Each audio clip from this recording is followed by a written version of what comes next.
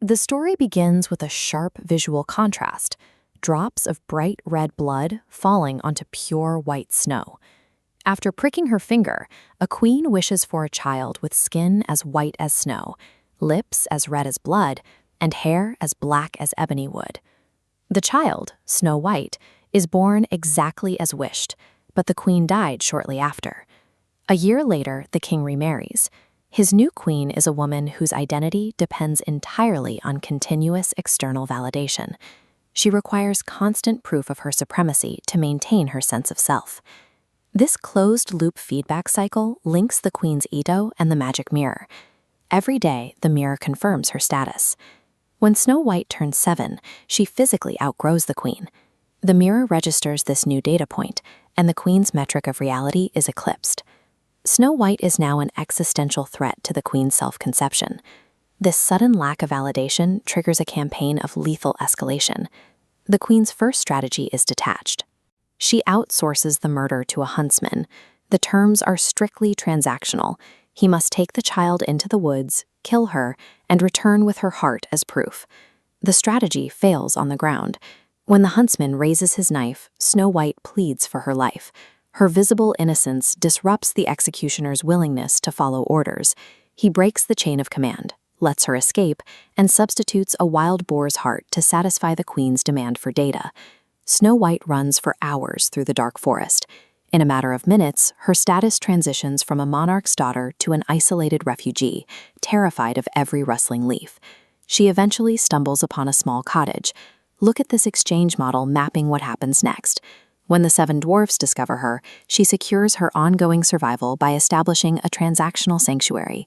She supplies domestic labor, and in return, the dwarfs provide physical shelter and protection.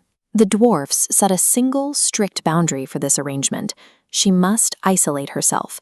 They warn her that the queen will eventually discover the truth, meaning she cannot open the door to anyone. Snow White's survival doesn't rely on magic. She survives the forest by building a pragmatic, mutually beneficial network of allies.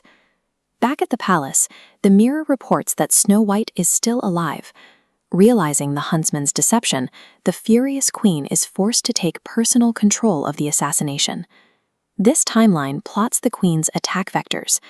To bypass Snow White's sanctuary, the queen must systematically decrease the physical distance between them, increasing her own risk and intimacy with the target to raise the probability of success.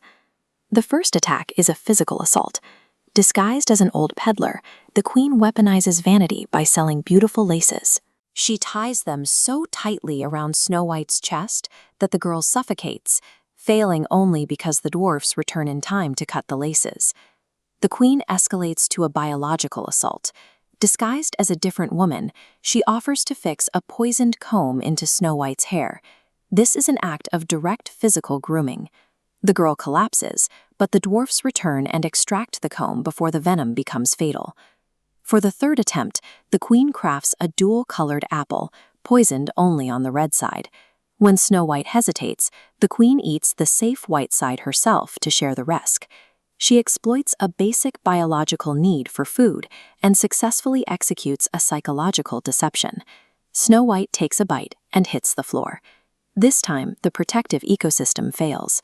When the dwarfs return, they check for laces and combs, but find nothing. She doesn't breathe. Unable to revive her, they place her body inside a glass coffin on the mountain.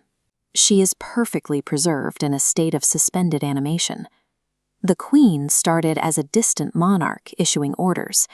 To achieve her goal, she had to shed her royalty, disguise herself as a beggar, and hand-feed poison to a child. Envy requires total, hands-on destruction. For 3 days, Snow White rests on the mountain. Then a prince rides through the forest and develops a profound fascination with the girl in the glass. He begs the dwarfs to let him take the coffin, promising to honor her memory.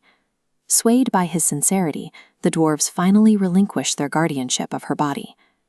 As the prince's servants carry the heavy glass case away, one of them trips over a thick root. The coffin jolts hard. The sudden, violent shift of her body forces the chunk of poisoned apple right out of Snow White's throat. There is no spell cast here. The queen's venom is defeated by a blunt force mechanical dislodgement caused by a clumsy footstep. The physical laws of reality eject the toxic object. Snow White opens her eyes, and her interrupted life resumes its natural upward trajectory. Snow White marries the prince, ascending to ultimate power. She ensures her protective network remains intact, welcoming the dwarfs to the castle as honored guests. The wicked queen receives an invitation to the royal wedding. Before she departs, she consults the mirror one last time, only to be told that the new bride is fairer than her. Her worst fear has materialized. Compelled to see her rival, she attends the feast. Waiting for her is a brutal mechanical punishment. She is forced to step into iron shoes heated over hot coals, and must dance in them until she drops to the floor, dead. Snow White's resilience built the alliances that saved her life. The queen's obsession with beauty achieved the opposite. It forced her to attend the wedding of her rival, delivering her directly into the red-hot shoes of her execution. Her vanity provided the path to her own destruction.